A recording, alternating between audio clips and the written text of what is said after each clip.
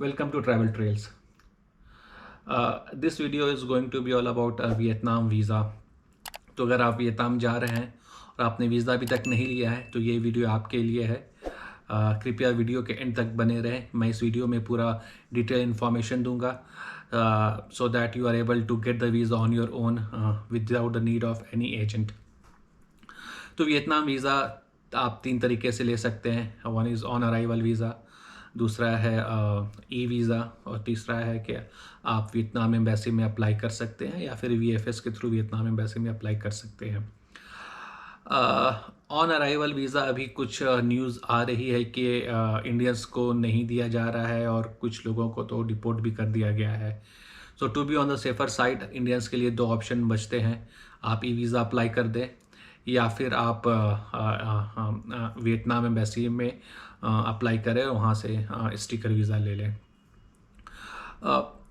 या फिर आप वीएफएस के थ्रू भी अप्लाई कर सकते हैं। मैंने वीएफएस के थ्रू अप्लाई किया था but it seems that Vietnam embassy they have stop taking applications. I don't know the reason. मुझे वीएफएस से कॉल आया कि वियतनाम एम्बेसी जो है वो एक्सेप्ट नहीं कर रही है, तो मेरा एप्लीकेशन फॉर्म वापस कर दिया गया। तो मेरे लिए और सभी के लिए, सभी इंडियंस के लिए, तो the only option left is e visa. E visa लेना वियतनाम के लिए काफ़ी आसान है। वियतनाम गवर्नमेंट की वेबसाइट है, मैं उसका लिंक आपको दे दूंगा।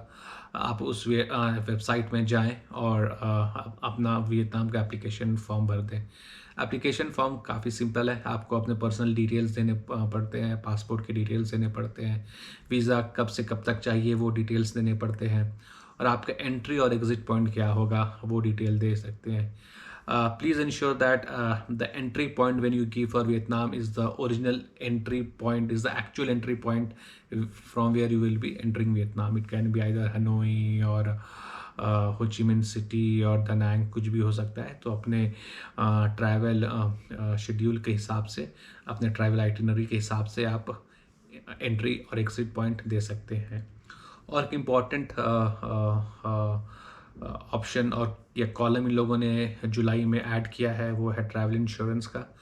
तो मैं रिकमेंड, हालांकि ये कॉलम मैंडेटरी नहीं है, but the Vietnamese government they are asking for if you have purchased any travel insurance. तो मैं यही कहूँगा कि अगर आप ट्रैवल कर रहे हैं और आपको वीज़ा के रिजेक्शन प्रोबेबिलिटीज़ कम से कम होना है, तो मैं यही कहूँगा, एडवाइस दूंगा कि आप ट्रैवल इंश्योरेंस ले लें। काफ़ी सस्ता में आता है, पॉलिसी बाज़ार से आप ख़रीद सकते हैं। मेरे ख्याल से 1000-1200 में 8-10 दिन का आपको वीज़ा मिल जाएगा। और इन एडवर्स केसेस ये आपके काम भी आ सकता है अगर आपको कुछ होता है तो और payment $25 is the fees.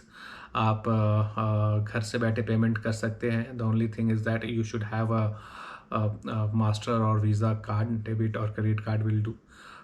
So before making the payment you ensure that कि आपके इंटरनेशनल ट्रांजैक्शन इनेबल्ड होने चाहिए। अगर इनेबल्ड नहीं है तो आप मोबाइल बैंकिंग या इंटरनेट बैंकिंग में जा कर के इंटरनेशनल ट्रांजैक्शंस इनेबल कर सकते हैं।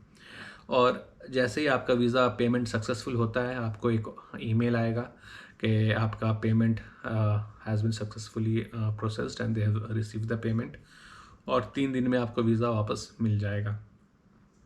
मेरा वीज़ा जब मैंने अप्लाई किया तो मुझे 3 दिनों में वीज़ा मिल गया था। तो मोस्ट प्रोबेबली सभी को 3 दिनों में वीज़ा मिल जाना चाहिए। और गवर्नमेंट, वियतनामीज गवर्नमेंट साइट में भी 3 दिनों का SLA दिया हुआ है। तो वीज़ा मिलने के बाद आप और इसमें कोई डॉक्यूमेंट अपलोड करने की ज़रूरत नहीं है। इसमें ना ही आपको होटल की बुकिंग चाहिए, ना ही फ़्लाइट के टिकट्स चाहिए, ना ही आपके बैंक स्टेटमेंट्स चाहिए, सैलरी स्लिप्स चाहिए, किसी चीज़ की भी ज़रूरत नहीं है। ये एक पार्ट है $25 पे कि जब आपको ई वीज़ा मिलता है तो वो एक पार्ट है। जब आप वियतनाम पहुँचेंगे तो वहाँ पहुँचने के बाद फिर से आपको इमिग्रेशन लाइन में लगना पड़ेगा। फिर वहाँ पर अराउंड $25 आपको जमा करने पड़ेंगे, और $25 मिलने के बाद और ये ई वीज़ा अप्रूवल दिखाने के बाद they will paste sticker visa on your passport. तो तब जा कर के आपका पूरा वीज़ा प्रोसेस ख़त्म होगा।